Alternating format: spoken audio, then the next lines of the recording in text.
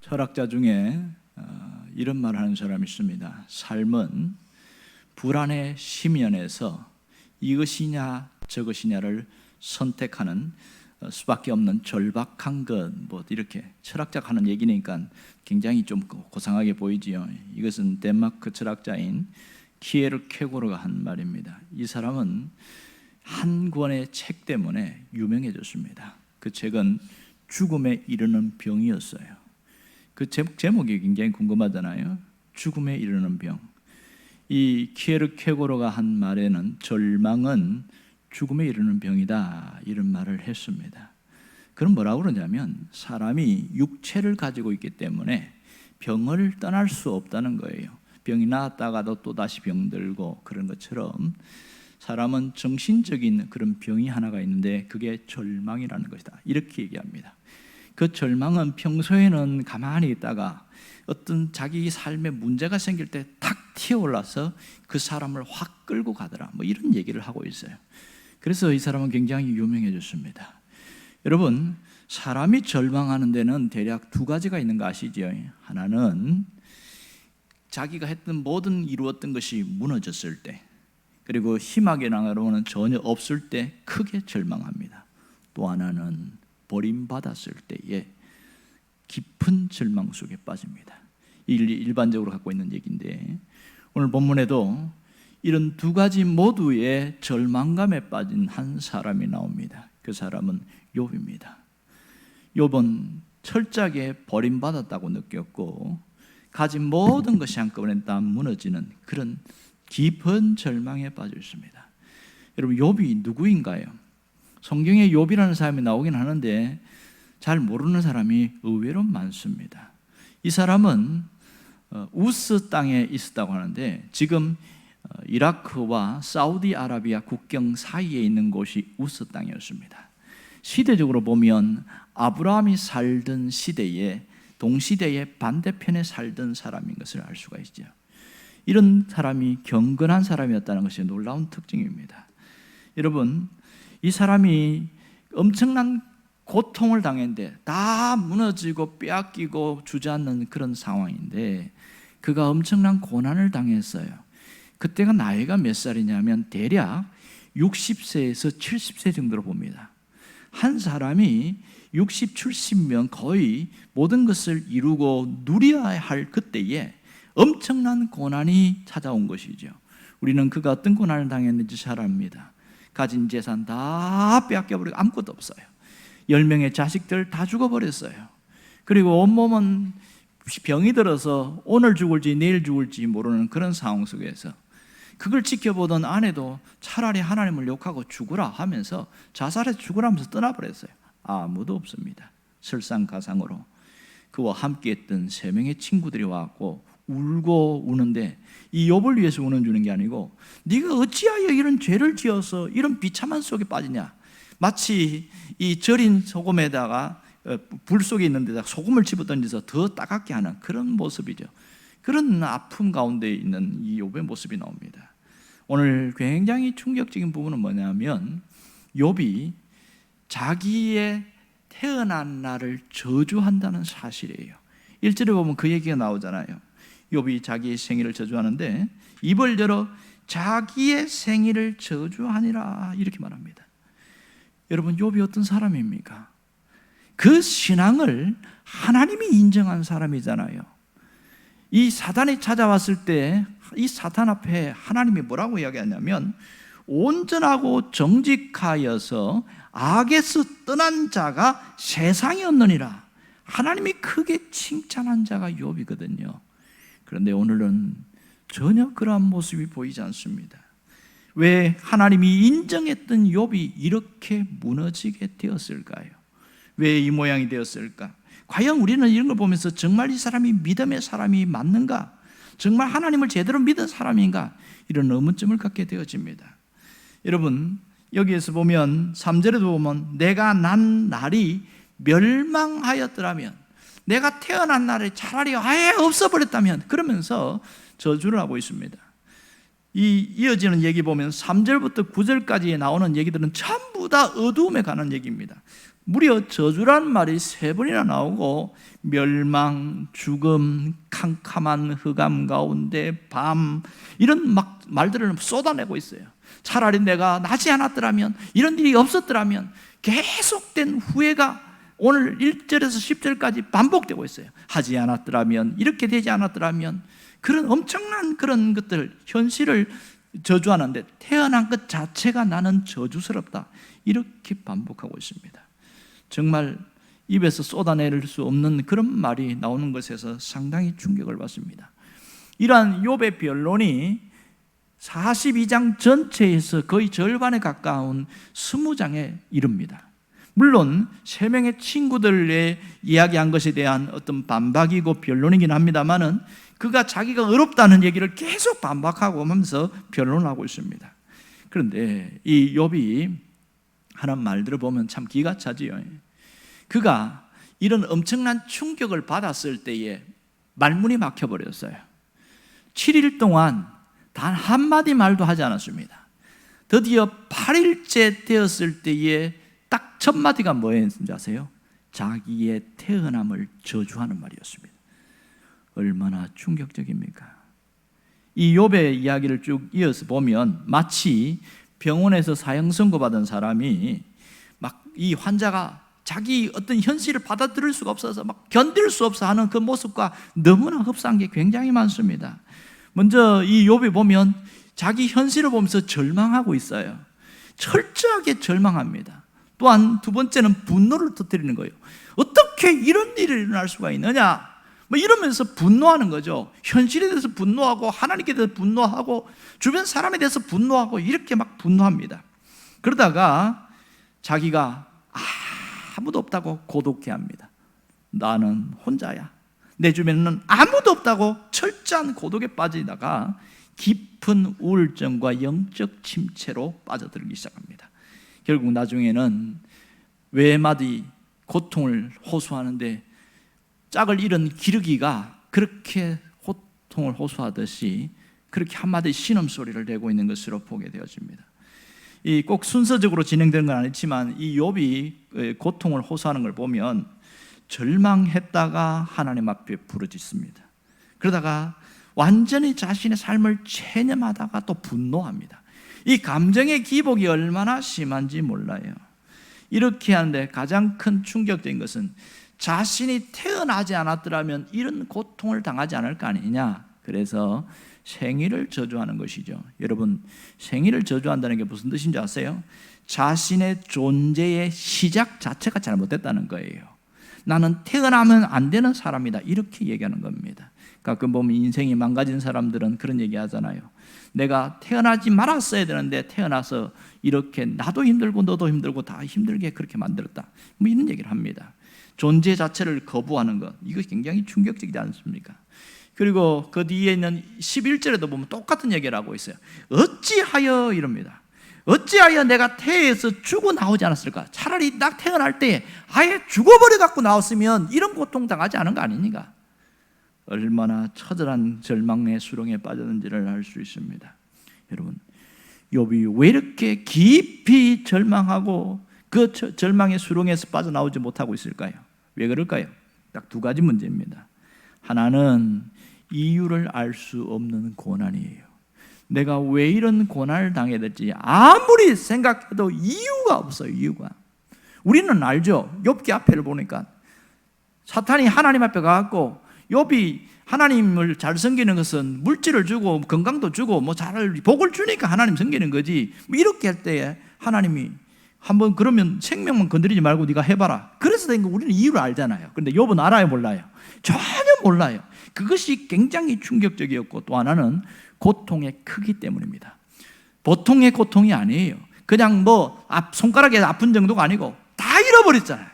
세상에 이렇게 처절하게 무너지는 사람이 과연 몇 명이나 있겠어요? 이 고통의 크기가 너무 크니까 도저히 감당할 수 없는 그 엄청남이 밀려오는데, 이 심리적 불안과 공포뿐 아니라 육체적으로 아픈 거예요. 그 사람의 온몸에 막 진물이 나잖아요. 오죽 가려우면 기와장 갖고 긁는데 긁은 곳에 피가 또 나는 거예요. 또 그런데 가려워. 그런데 잠을 잘 수 있겠어요? 뭘 하겠어요? 밥을 제대로 먹겠어요? 차라리 죽었으면 좋겠다는데 죽을 수도 없는 상황. 이런 복잡한 일들이 반복되는데 세상에 내가 제일 불쌍한 사람이라고 생각하고 살아갈 수 있는 힘이나 소망이나 그런 게 아무것도 없어요. 그러니 현실에 체념할 수밖에 없는 것이지요. 불면증은 당연한 것이고 식욕부진은 너무나 당연한 것이고 늘 눈물이 나는데 이제는 눈물이 말랐어도 안 나오는 눈물샘이 말라버리는 그런 경우, 그는 항상 무슨 마음이 들까요? 죽고 싶다. 계속 죽고 싶다는 얘기가 반복되고 있습니다.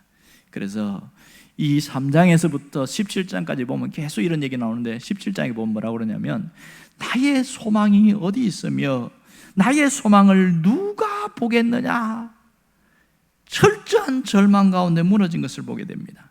가장 큰 고통은 뭔지 아세요? 욥이 느끼던 가장 큰 고통은 하나님께 버림받았다는 그런 공허함과 그 고독함이 그 속에 있는 거예요. 이걸 견디지 못하는 거예요. 사람이 버린 것까지는 그래도 인간이 그러니까 인정할 수 있지만 하나님조차 자기를 버렸다고 느낄 때 정말 견딜 수 없는 영적인 깊은 침체와 우울증에 빠지고 있는 것을 보게 되어집니다. 이런 고통과 절망의 한계점에서 누가 이길 수 있겠어요? 우리 주변에도 보면 참 안타까운 사람들을 많이 보게 되어집니다. 어떤 분은 욥과 같은 처지에 있는 사람들도 있고 욥처럼 그렇게 심한 정신적, 심리적 고통에 빠져 있는 사람도 있습니다. 그런데 가끔 오해하는 분들이 있어요. 믿음이 좋은 사람들은 결코 절망하지 않는다, 이런 말을 하는 사람인데 정말 맞을까요? 그것은 잘못된 말입니다. 오히려 믿음이 좋은 사람일수록 무너질 때는 더 비참하게 내려가는 경우가 굉장히 많습니다. 우리 주변에 우리를 절망케 하는 일들이 얼마나 많습니까? 특히 다 큰 자식을 먼저 보낸 그 부모의 모습을 보면 그 10년이 지났는데도 아이의 사진을 놓고 계속 괴로워하는 분이 보면 마음이 너무너무 안타까워요. 정말 안타까워요. 모든 것을 성공을 이루고 정점을 찍었다고 생각했는데 친구의 배신으로 사업이 와르르 무너진 사람 보면 신앙까지 무너지는 사람을 함께 보게 되어집니다. 열심히 하나님 앞에 충성하고 나름대로 헌신했다고 생각하는데 갑자기 건강이 무너진 사람이 있어요. 갑자기 무너져요. 너무나 건강했는데 갑자기 거의 급성으로 안 좋아졌어요. 이럴 때에 하나님이 나한테 이럴 수가 있을까? 그런 말을 하게 되어지죠. 여러분, 우리가 받는 충격이 바로 그런 거 아니겠어요? 미국 시카고 대학에 엘리자베스 퀴블러 로스라는 의사가 있었습니다. 이분이 1960년대에 갑자기 건강한 사람이 병원에 와가지고 더 이상 살 수 없다는 시한부 인생의 진단을 봤을 때에 그들이 이구동성으로 느끼는 심리적 상태를 체크를 해서 쭉 정리해서 책으로 낸 적이 있어요. 책 제목은 죽음과 죽어감이라는 책입니다. 우리나라에도 2018년도에 번역이 됐는데 그 책 보니까 죽음과 죽어감, 이분의 얘기는 상당히 논문에도 나오고 많이 나왔습니다만은 공통적인 것은 5가지, 6가지가 있어요. 제일 처음에 건강한 사람이 병원에 진단을 받았을 때에 당신은 얼마밖에 못 삽니다 이러면 똑같이 나타나는 게 뭐냐면 분노예요. 내가 왜? 이렇게 이야기합니다. 그 전에 처음에는 부정을 시작하죠. 이거는 오진이야. 그래서 이런 사람들이 큰 병원에 또 가서 찍어보고 또 다른 병원 또 찍어보고 그런 분 참 많더만요. 부정하기 시작하는 게 첫 번째고요. 두 번째가 분노합니다. 누구한테 분노할까요? 신앙생활했던 사람은 하나님께 분노합니다. 하나님이 왜 나에게 이런 질병을 주시냐고요. 그래서 끊임없이 분노합니다. 옆에 그 사람이 있으면 다 막 엄청난 고통을 당하죠. 그러다가 세 번째 단계에 들어가면 타협을 하려고 해요. 하나님과 협상을 하려고 합니다.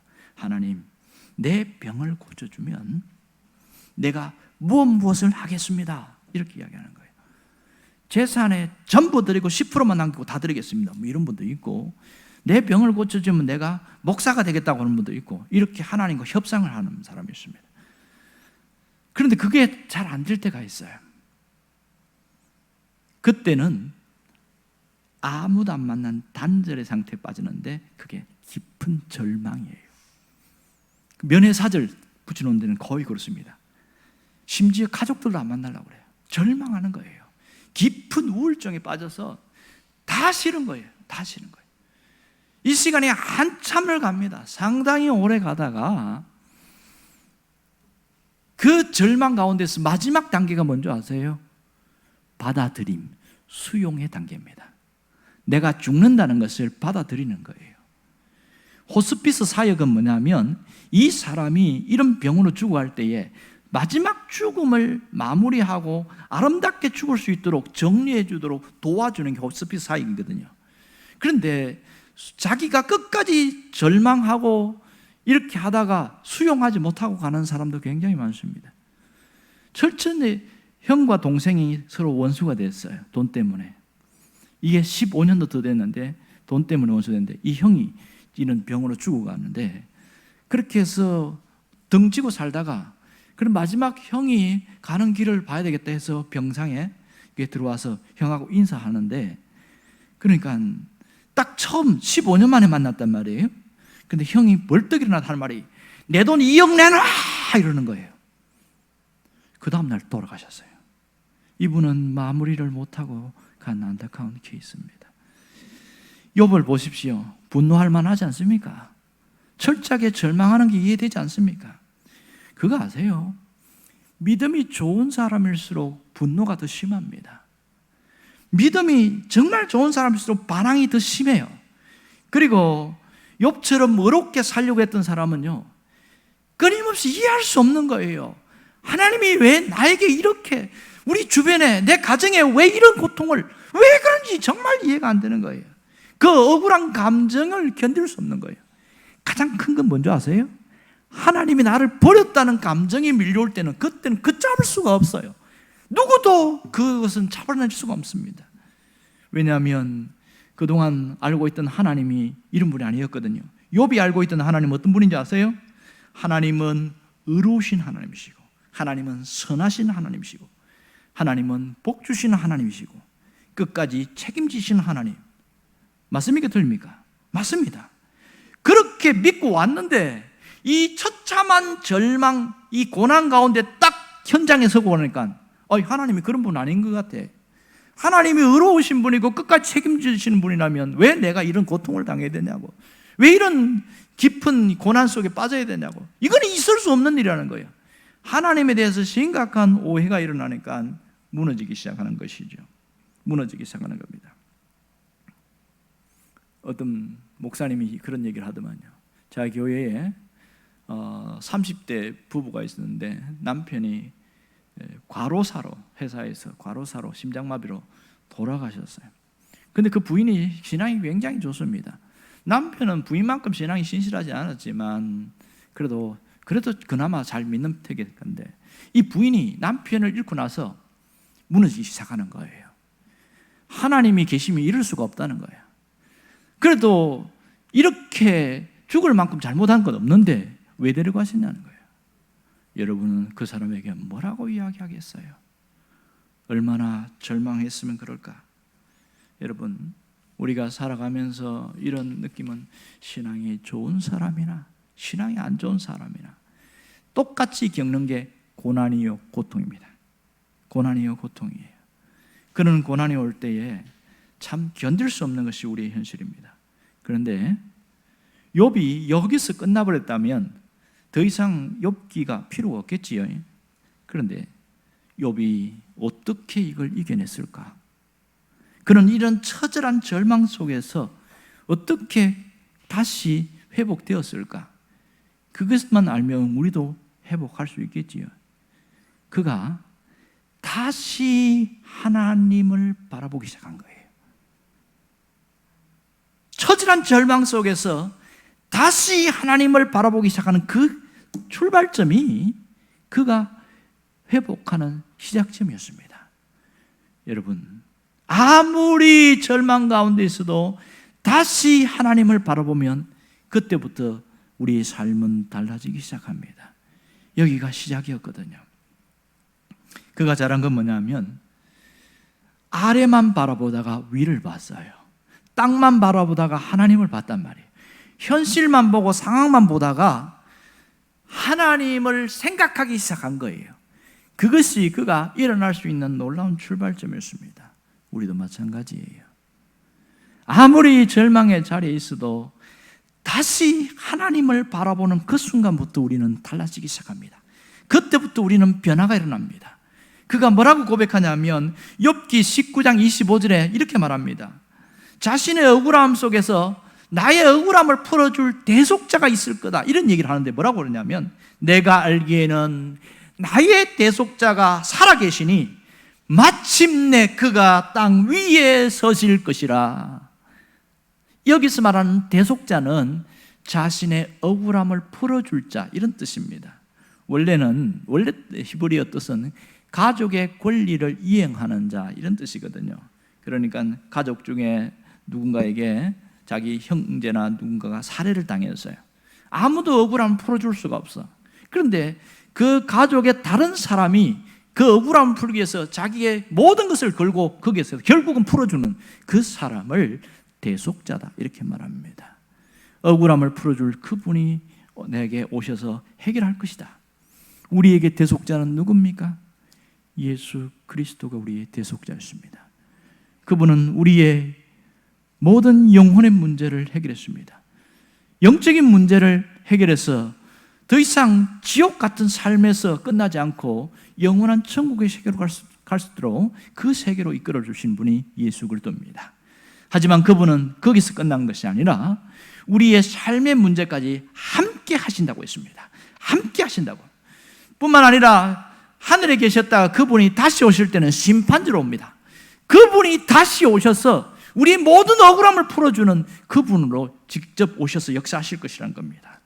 오늘 그 대속주를 바라보고 일어날 수 있기를 바랍니다. 그럴 때 우리 삶은 달라져요. 그러면 내가 이걸 안다면 뭘 해야 되죠? 내가 할 수 있는 게 뭐예요? 오직 주만 바라보기를 원합니다. 오직 주만 바라보기를 원합니다. 여기서 조건이 있어요. 세상의 현실과 환경만 바라보면 무너져요. 도무지 일어날 수가 없습니다. 눈을 들어 주를 바라볼 때에 일어날 수 있는 힘이 다시 시작됩니다. 이때에 세상의 미련을 끊어버려야 됩니다. 세상의 염려를 멈춰야 합니다. 그럴 때 오직 주만 바라볼 수 있게 되었습니다. 욥이 뭐라고 그러냐면 나의 친구는 나를 조롱하고 그렇게 나를 힘들게 했지만 하지만 내 눈은 하나님을 향하여 눈물을 흘리나이다. 욥기 16장에 그런 얘기를 하고 있거든요. 그는 다시 절망의 자리에서 하나님께로 시선을 바꾸었어요. 하나님께 소망을 두었어요. 그랬더니 그때부터 달라지기 시작하는 거예요. 그전에는 자신이 하나님을 너무너무 잘한다고 생각했어요. 그래서 이 고난을 당하면서 하나님 나를 버렸다고 생각했어요. 이 시선이 바뀐 그 순간부터 무슨 일이 벌어졌냐면 욥이 뭐라고 고백하냐면 그전까지는 내가 하나님을 잘 안다고 했는데 이제는 하나님을 직접 보게 되었습니다. 이렇게 말하는 겁니다. 보이지 않는 하나님을 어떻게 볼 수 있을까요? 하나님을 체험했다는 거예요. 아, 하나님이 나를 버린 게 아니구나. 내가 오해했구나. 내가 잘못 생각했구나. 그걸 안 거예요. 하나님을 직접 체험하고 나니까 그 하나님에 대한 기대감 속에서 다시 힘을 얻게 되어졌습니다. 그 결과는 우리가 42장에서 잘 알게 되어집니다. 왜 이 욥의 고난의 과정을 보여주는 건지 아세요? 우리가 욥만큼 힘들진 않지만 심정적으로는 때로는 욥처럼 죽을 만큼 힘들 때가 많단 말이에요. 그러나 이런 때에 욥처럼 하기만 하면 욥의 결말이 나의 결말처럼 역사하실 것이다. 하나님은 그걸 보여주고 있습니다. 여러분이 성경을 통해서 하나님이 나에게 어떻게 역사하는 걸 볼 수 있기를 바랍니다. 여러분, 하나님이 어떤 분이십니까? 하나님이 어떤 분이에요? 하나님은 절망의 자리에서 소망의 자리로 이끄시는 분입니다. 하나님은 무너짐의 자리에서 일으킴의 자리로 이끄시는 분이십니다. 그분이 나의 하나님이라는 거예요. 그걸 믿을 수 있어야 됩니다. 여러분, 우리가 슬픔을 당하거나 힘든 일이 생길 때 하나님이 나를 버렸다, 하나님이 나를 대적한다, 그렇게 생각할 때 굉장히 많아요. 하지만 결단코 하나님은 나를 버리지 않습니다. 내가 가장 깊은 고통 속에 있다고 하나님 버리지 않습니다. 여러분, 부모가 자식 버리는 거 봤어요? 자식이 잘못할지라도 자식 버리는 거 봤습니까? 자식이 고통당하고 자식이 병들어서 신음하고 있을 때 진짜 부모라면 어떻게 합니까? 절대로 그 옆을 떠나지 않습니다. 안 떠나요. 간호하고 신경 쓰고 도와주고 이렇게 하십니다. 그러나 자식은 그걸 모를 뿐이에요. 그저 자기 아픈 것만 알 뿐이죠. 하나님은 우리가 고통당할 때 더 가까이 계십니다. 하나님은 우리가 고난당할 때 가장 가까이 계신다는 걸 잊지 않기를 원합니다. 내가 시선만 돌리면 돼요. 그리고 그 하나님만 바라보기만 하면 절망의 자리에서 소망의 자리로 갑니다. 내 계획한 것 무너져도 괜찮아요. 내가 모든 그 미래가 캄캄한 것처럼 보여도 괜찮아요. 누구만 있으면 돼요? 하나님만 있으면 됩니다. 왜? 그분이 이끌어 가실 거니까. 그분이 해결해 나갈 거니까. 여러분, 60, 70에 고난받았던 이 욥이 장장 30년이라는 긴 시간 동안의 엄청난 고난, 100살이 되도록 고난 속에 있었어요. 그러나 끝까지 그는 하나님을 버리지 않았다는 사실입니다. 그는 불행은 빠지긴 했지만 불신앙에 빠지지 않았습니다. 절망 가운데 있긴 했지만 하나님을 버리지는 않았다는 사실이에요. 그 하나가 인생 전체를 확 바꿔놓습니다. 그는 갑절의 축복이라고 말한 것처럼 240 가까이 살았습니다. 기가 막히지 않습니까? 고난이 긴 만큼 하나님의 역사는 더 길어졌어요. 여러분, 만일 욥과 같은 그런 고통 가운데 심정적으로 그런 죽을 만큼 고통이 있다면 하나님이 여러분 곁에 있다는 것을 잊지 않기를 원합니다. 하나님이 여러분 붙들고 있다는 걸 잊지 않기를 원합니다. 내 시선만 바꾸면 됩니다. 내 눈만 바꾸면 돼요. 누구를 바라봐야 돼요? 환경을 바라보지 말고 하나님을 봐야 됩니다. 고난의 현장만 바라보지 말고 역사하실 하나님을 바라볼 수 있기를 바랍니다. 그때 놀라운 일이 벌어지는 거예요. 하나님께서 우리에게 어디를 바라보냐에 따라서 방향이 틀어지게 한다는 걸 알 수 있기를 바랍니다. 그래서 시편 기자 이런 얘기합니다. 주여, 내가 무엇을 바라보리요? 나의 소망은 주께 있나이다. 주여, 내가 무엇을 바라보리요? 나의 소망은 주께 있나이다. 많은 고통과 고난 속에 있는 사람들이 그의 인생이 다시 일어서고 회복될 수 있었던 것은 비결은 여기에 있습니다. 나의 소망은 주께 있나이다. 이것이 삶을 바꿨습니다. 여러분, 우리가 어떤 결심, 어떤 결단을 해야 할까요? 이 또한 지나가리라. 이 또한 지나가리라. 분명히 고난의 시간이 지나갑니다. 그 지나가는 동안에 나의 태도가 대단히 중요해요. 소망 가운데 주님을 바라보면 어둠이 그치고 찬란한 햇살이 내 삶을 드리워줍니다. 이 또한 지나가니까 어렵고 힘들지만 잘 견디고 잘 참기만 하면 됩니다. 그럴 때에 놀라운 고백이 일어납니다. 누구처럼? 욥처럼 고백하게 되겠지요. 욥이 23장 10절에 뭐라고 그런지 아세요? 그러나 내가 가는 길을 그가 아시나니 그가 나를 단련하신 후에는 내가 순금같이 나오리라. 그 고난이 엄청나게 힘들었는데 내가 참고 견뎠어요. 그 시간이 나의 불순물을 빼내는 단련의 시간이었다는 것을 깨닫게 되어집니다. 그 시간이 지나고 나니까 자기 인생에 찬란한 햇살이 싹 들이오는데 하나님이 열어가는 세상은 자기가 생각한 것보다 훨씬 크고 훨씬 대단하고 훨씬 위대했다는 사실입니다. 여러분, 하나님은 우리가 인생의 패배자가 되기를 원치 않습니다. 인생 속에 절망하다가 비참하게 끝나는 존재로 되지기를 원치 않습니다. 하나님은 내가 많은 걸 해야 하나님 나에게 뭔가 해주기를 했다고, 절대 그렇지 않습니다. 마음만 바꾸고 태도만 바꾸면 되어집니다. 땅을 바라보던 사람이 하늘을 바라보고 현실을 바라보고 절망을 바라본 사람이 하나님만 바라보면 그때부터 우리 인생은 열리기 시작합니다. 이것이 여러분에게 전환점이 될 수 있기를 원합니다. 실패한 인생이 아니라 성공한 인생으로 살아갈 수 있기를 주의 이름으로 축원합니다. 기도하겠습니다.